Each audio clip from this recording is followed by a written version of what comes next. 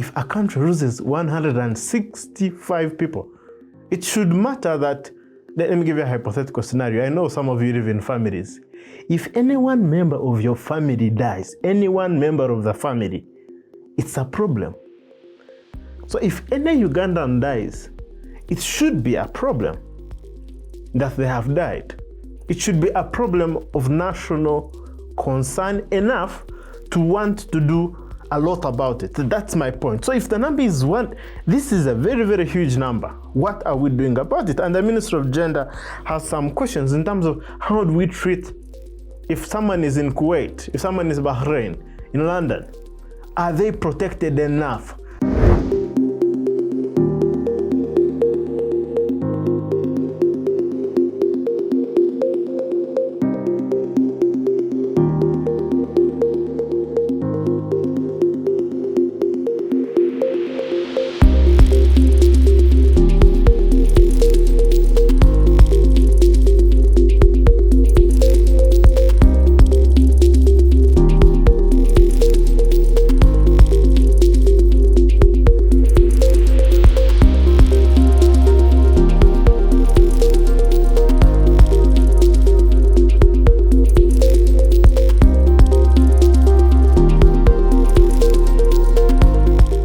After the events in Kapchorwa, the events in Gaza and Palestine, the events where people in power seem to value life less, it has started to become a very important question for us to ask. What is the value of one life? If bombs can fall from the sky in Iran and simply wipe away a village, take away people's hands and arms, if people in Gaza can simply just, want to vanish off the face of the earth, like they are a simple geography, if life is not treated like it matters, then we have to ask that question, what is the value of that one life? But it must also be asked within specific contexts, and context within which you have to analyze the intersection between power and those that give people the power. And within this context, we shall be analyzing the question of what is the worth of one Ugandan life. I just want to put some guardrails on what I'm talking about. By guardrails, I mean a disclaimer. I will not be criticizing the government. I will be trying to create a new philosophy that can guide how we create public policy, whether it is people who are within the ruling class or who are not in the ruling class. How should they approach the concept and question of public policy? Now, when you see there is good that has been done, but even the good that has been done has to be analyzed through the lens of that philosophy I'll be creating, but also we shall move to the bad that has been done, and we create a bit of a lens within which we should weigh every public policy intervention to ensure it respects life itself. So, and I think there are a number of things. So I'm going to just tell you a couple of stories that have sort of invited me to start thinking about this question. And as you can see on the screen, I'll be telling you about a COVID-19 story in terms of how another country handled a certain situation and how we handled ours. I'll tell you about how we treat our soldiers vis-a-vis how other countries treat our soldiers. I'll also speak about Sydney, recently the one who went through mob justice. I will touch Kapchorwa and the children who just got an accident. I will try and ground this within the philosophy of Agaciro Mbembe and try to show where does this mindset of violence against the right to life come from. I'll try and bring through the question of the immigrants and in terms of how it relates to our right to life. And I will reflect on a couple of conversations that SEPA has had that want to bring back this conversation on the right to life. So last year I attended a conversation with Dr. Frederick Goroba Mutebi. It was the Usisi Amanda Fellowship. So within the session, Doctor was saying, look here, it seems as though Rwanda respects the lives of citizens more than Uganda does. Part of what explains why most citizens would want to live in Rwanda and not live in Uganda. And his argument is that during COVID-19, when we had trouble here, we are locked up in homes and, you know, they are serving us food, which I'm told some food had weevils, giving you beans that are just weevilled. The doctor was stuck here. He called the Rwandan embassy, and the Rwandan embassy came and ferried him past our roadblocks and took him to Rwanda. And it showed that the weight of a country, the fact that when their citizen has a problem abroad, they go and pick them up, and then they are able to airlift them at that specific level. And that's during COVID-19. And recently we did see the Ugandan government as well respond in that sort of nature when we had some trouble in South Africa. So as you could see on the screen as well, President Museveni just a while ago has given 2 billion to 1,030 returnees from South Africa. Like, a country goes to respect its life. Like, it should matter a lot that you are a citizen. Like, if you ever got into trouble in another country, it should matter a lot that you are a citizen, to the extent that the government should be able to send its full weight at that specific level, and that matters quite a lot. But there have been a few shortcomings which I think we need to pay attention to in terms of how we value this life. One of the ways through which I find it challenging at the moment is how we are treating migrant workers. If there is any way through which we can know whether we are treating Ugandan life to be so important, it's through this lens. According to a list by Agaciro Initiative Uganda, there is a list they keep for Ugandans that have died abroad. In just 2025 alone, 160 60 names of people who have died in just 2025. Mbembe, Sumaiya, Yusuf Ngobi. This is language you can literally understand. Chichoncho Ruth, Kato Godfrey, Babidia Juliet. The list is long. Agaciro Initiative. 165. I start to ask myself a question, is what are we doing about it as a country? And here I'm not saying there's nothing being done. I'm simply saying that what is being done is not enough. If a country loses 165 people, it should matter that, let me give you a hypothetical scenario. I know some of you live in families. If any one member of your family dies, any one member of the family, it's a problem. So if any Ugandan dies, it should be a problem that they have died. It should be a problem of national concern enough to want to do a lot about it. That's my point. So if the number is 1, this is a very, very huge number. What are we doing about it? And the Minister of Gender has some questions in terms of how do we treat, if someone is in Kuwait, if someone is Bahrain, in London, are they protected enough at that specific group when they're in those instances? And I'm going to try and read a message from a friend. They have allowed me to do so. So this friend went through some airport recently that they were checking them as though they are a terrorist. The way they were checking them, it's as though they were a terrorist. You know, the way they flip you over and that sort of thing. So it's important for you to recognize that they were saying they are traveling from Doha to London a few days ago. They were searching like a criminal. Like, it was not normal at all. We have to, yet there are some people who, when they say I'm from the United States of America, they are like, welcome, welcome, welcome, welcome. The question on whether we are safe as Ugandans when we leave becomes important, and whether our lives are then treated as those that are almost on the same pedigree as any other person. And that is quite important. Has government done something about this? Yes. But I think some actions they do, you know how the Anglican Church says, sometimes you sin in what you do, sometimes you sin in what you don't do. And I think in what we don't do or in what we do that creates problems for Ugandans abroad, we have to.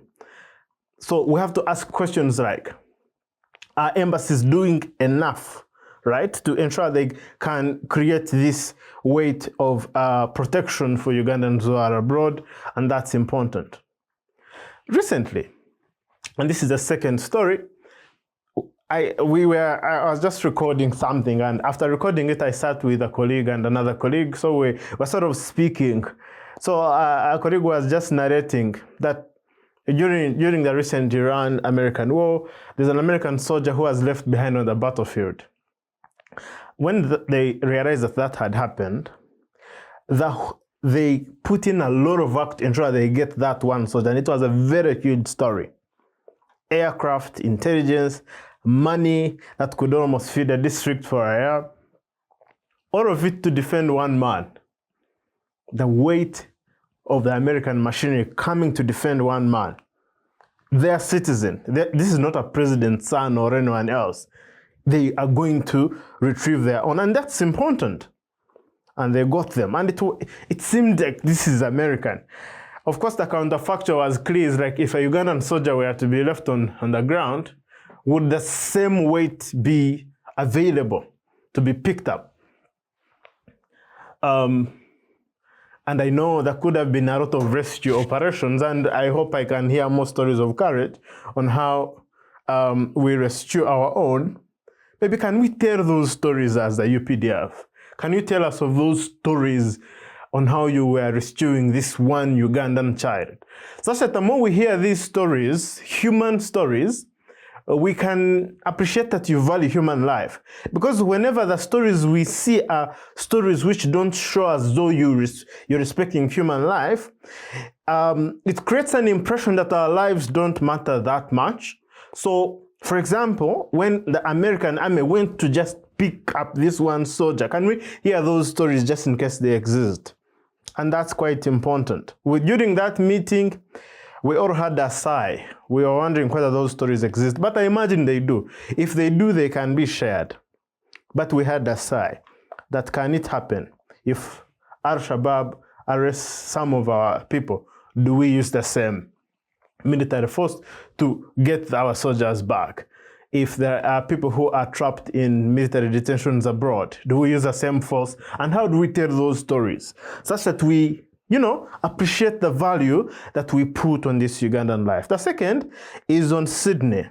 Sydney, all of us know Sydney. Sydney Gogondio was 27 years old, a forward on the national rugby sevens team, a black pirate, a husband, a father with a young son. On 5th of June at 2 o'clock in the afternoon, not in the night, in Bukoto, in the capital. This is inside the capital city, like New York Times Square. A crowd decided that he had snatched a woman's bag. And so a crowd killed him. Border riders took turns. Someone struck his head with a log. People filmed it. Jesus. People cheered. The allegation was never proven. Reports later indicated that CCTV footage pointed to his innocence. It did not matter. By the time the truth arrived, Sydney had already been priced that he needed to die. Now, this is bad because how dare you have 16 fractures on someone's head? Stab wounds in the neck. His eyes destroyed, like he literally died blind. How? Because you can blame the government all we want and that sort of thing, but what do you mean? 16 fractures on the head, stab wounds on the back, dying blind innocently. Because we must explain this thing. Like what's going on? It seems as though also citizens, we've got to a point where life is not that important to the extent that then we can 16 fractures on the head of an innocent person, like stab wounds on the neck. So we must not get shocked, for example, when people start advising against coming here and saying citizens of their country do not travel. Because in which country In which country do you tolerate such? And I know other countries have problems as well, but the situation we're in is that we are on the receiving end. Those who have power determine the rules, those who are on the receiving end follow them, and are slightly more vulnerable. So while we respect that position, we can't be making it worse. We have to do our part. And we must construct, a very critical way through which we should care about every Ugandan life, to test every decision of government to ensure that it is in respect of public life, of public life. If, for example, you steal medicine over hospital, you're not respecting public life. If, for example, you are engaging in actions of torture, it means you're not respecting life itself, the life of a Ugandan. If you are not working hard enough on your job to serve the Ugandan people and you are in public service, then you're not respecting public life. My thinking is patriotism at its heart has something to do with respecting a Ugandan life.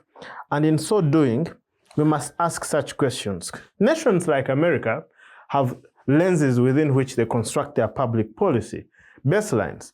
Is this making America stronger? I suggest, dear friends, that as we construct public policy, as we even critique it, as we construct a collective memory of how we should be, living our lives as Ugandans, we need to be able to construct the lens of, is this valuable, right? Is this valuable for a Ugandan life? Does this treat a Ugandan life as dignified? If you're stealing money for a road, certainly someone is going to die on that road. So is that treating a Ugandan life then as a valuable entity, an end in itself, not as a means for your enrichment? If you're stealing taxpayers' money, then are you really treating the person who is paying those taxes as a dignified life? Because you're stealing money from my pocket, you're not putting your hand into my pocket directly, but sure thing, if that tax came from me, you're stealing from me. Ideally, I am giving charity to the government to do public good. You're not doing it. It's like you're stealing money from the altar, because citizens give money to the government in order for that government to do good, to do public good. Like citizens, like any parishioner really gives offertory to a church in order for that church to do good. So if someone goes and steals church's resources, they are as, I don't know, you can complete that sentence. It's as bad as it can get. But the bottom line that I'm trying to construct, the decisions we must take must be in respect to human life. Is this good for human life or is it not? And recently I really traveled to a part of a country I was not born in. And I did a couple of journeys in different regions I might not name. But I kept asking myself questions like, really, is there a state in this specific part of the country? Because, allow me, if you see a child who is malnourished, you will blame the parent, right? The protection system. If a child is not going to school, you blame the parent. In this case, who is the parent of this, biopic structure called Uganda? It is the state. It occurred to me that these areas are not receiving as much attention as they should receive. And as a result, it then feeds into Cameroonian philosopher's argument, Agaciro Mbembe. He makes the argument that states these days have the power on who dies. They may not tell you that we have allowed you to die. They may not even shoot you in the face, but they could consider your life disposable and not create the means of your death. Some people argue that death might not be just by shooting on the head. Someone could just remove oxygen from your room or not give you the means with which you should live. Because if you don't have the means of your survival, if you don't have the means of self-actualization, it is as good as dead. Actually, Mbembe calls them the living dead. You're simply slowly dying. It's important for us to examine the entirety of the decisions that government or even civil society or the opposition and see, are they valuing human life equally? Because as you know, all human beings were born equal and they have rights. and they all have rights to sort of get and benefit from this idea called Uganda. If any particular part of the country is benefiting more, then it means that their lives are slightly more important than others, and that's a bad thing. And that's the whole idea of necropolitics, which defines that sovereign power not merely governs life, but also it goes ahead to decide, tacitly or implicitly, whose lives are disposable, whose death can simply be administrative footnotes. Because tell me why certain death should be less important than others. Why is it that one death should not matter more than another? And Africans have always had this philosophy quite well through philosophies like Ubuntu. A person is a person through other persons. The idea is that when you torture one kinsman, it's like you've tortured me as well. It's like I had a son or a daughter, you torture them. I am coming for you because it's like you've tortured a part of me. And David Mpanga said that we need to have that corrective nervous system where if you hurt any Ugandan, you're hurting me. Not necessarily that it is the other person's business, that corrective spirit, right? And when someone is tortured, it's not their private tragedy because it also diminishes us collectively as a kin. It subtracts from me. John Donne reached the same conclusion from an entire continent and different timeline when he says, no man is an island. No man is an island. Any man's death, any man's torture diminishes me because I am involved in mankind. Therefore, to say that for whom the bell tolls, that sentence, a very common one, it tolls for thee. It's a corrective where Ugandans should have that corrective. And that's quite important. And I pray we have that lens quite good. And there's a country that has succeeded at this art, Rwanda, Agaciro. I don't know whether I pronounced the Agaciro, but you can see it on the screen, right? The idea of dignity, right? That a Ugandan life matters so much, that it matters so much because Agaciro, or the concept of dignity, is a foundational pillar of the Rwandan society, which encompasses self-reliance, mutual respect, collective pride. The word itself has a very heavy sort of philosophical lifting in Rwanda culture. Especially after the 1994 website, which speaks about the concept of dignity. And almost everything they do is dignified. They accept it as a corrective, and that is quite important. The whole idea of Ndimo Munyarwanda is huge because they have that corrective patriotism. I feel like in Uganda it's lacking a bit because of the decisions we have made. And we need to sort of get and cut out of it, and it's important. So the Agaciro, I think we might need to sit down as the political class or those that wish Uganda to move forward and define what is our Agaciro, right? And here I suggest that the question becomes, right? Does this promote human life? Does this preserve a Ugandan life? Does this make a Ugandan life better? If it doesn't, we leave it for another day. For me, that's my suggestion, that we need to choose our lens. Rwanda chose Agaciro. America chose anything which does not make us stronger, better, and safer. What is our lens? Our lens, I suggest, should be rooted in, this question, is this good for Ugandan human life? And I think that is important. And there are so many. The Uganda have a Chitiwa. There's so many we could just tap into collectivity and ensure that we are good. And if we don't do this, if we don't value ourselves, you know how Rwandans are celebrated globally? Because of how they value themselves. If we don't have that collective value over ourselves and we even project it on the broader world, no one will value us. You see, a Ugandan passport does not mean so much anywhere else. And it has something to do with how we value ourselves, how we market ourselves, how we, just stamp our uniqueness and that sort of thing. Rwanda has benefited a lot from having that unique identity. It's time for us to define ours, and I suggest ours should be within the context of, is this good for a Ugandan life? Because if that doesn't happen, that will be what I call double abandonment, where you have issues at home, those issues find you abroad. Where, just like my friend, the moment they are checking you at any airport, abroad it's like they are lifting you like a terrorist. They're asking you like 1 million questions.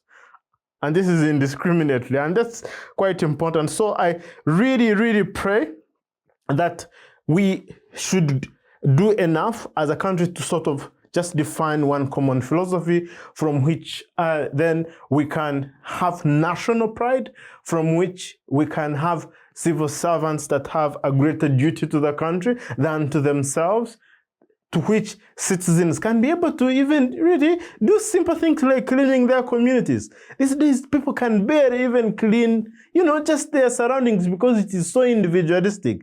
People are looking at themselves like they are suspecting each other. You are the one whose story. Yeah? It's like people have started sort of pointing fingers at each other. People suspecting each other. You store our wealth. You are eating more. You are eating less. That you tortured my grandfather. We are not friends. This won't build us. We need to be able to build a collective identity, but I suggest it has to be a lens from which we, value human life. Anything which is not within that context will just take us to a very dark past. And my prayer to you is then that when we have answered that, then we can find a very, very positive answer to the question of, and this is a very, very, very important question, what is the worth of one Ugandan life? You can find this essay online and engage it, share your thoughts. It was good having you here on the Policy Digest podcast. Thank you for listening to the Policy Digest, a Center for Policy Analysis podcast that explores how African societies are governed and how people and their leaders are shaping the future of their communities. For more podcasts, check out our Podbean and YouTube platforms. Thank you.